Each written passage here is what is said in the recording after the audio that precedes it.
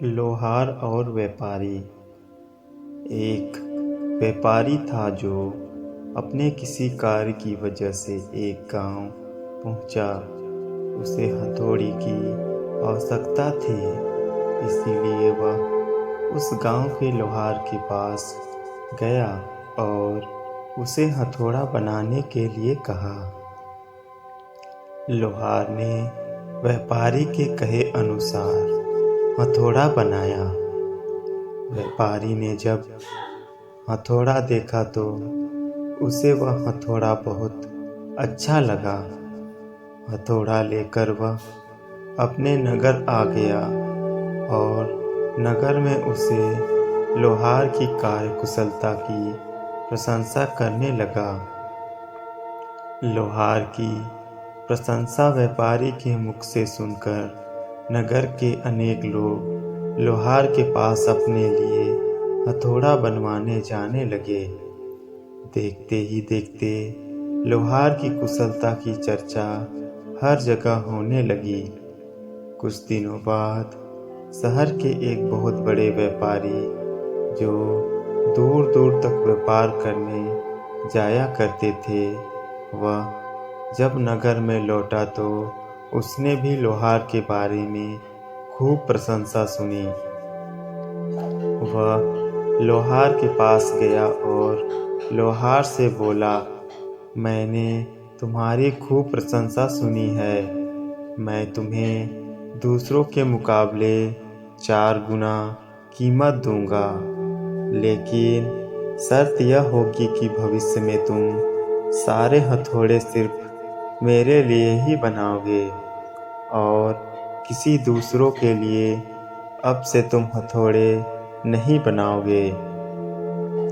सौदागर की शर्त को सुनकर लोहार ने बोला, मुझे अपने कार्य का जितना भी दाम मिलता है मैं उससे बहुत संतुष्ट हूँ। मैं अपनी परिश्रम का मूल्य स्वयं ही निर्धारित करता हूँ और आगे भी करना चाहता हूँ। मैं कुछ चंद रुपयों और लाभ के लिए ऐसा कोई कार्य नहीं करूँगा जिससे किसी दूसरे का शोषण हो।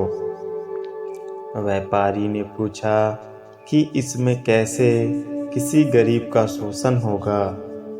लोहार ने आगे बोला, आप मुझे जितने भी पैसे देंगे उससे 2 गुना पैसे आप गरीब खरीदारों से वसूलोगे। इसीलिए मैं अपने लालच का बोझ गरीब और दुखी पर पड़ने नहीं दूंगा। मेरी यही इच्छा है कि मेरे कौशल का लाभ समाज के उन लोगों तक भी पहुँचे जो गरीब हैं।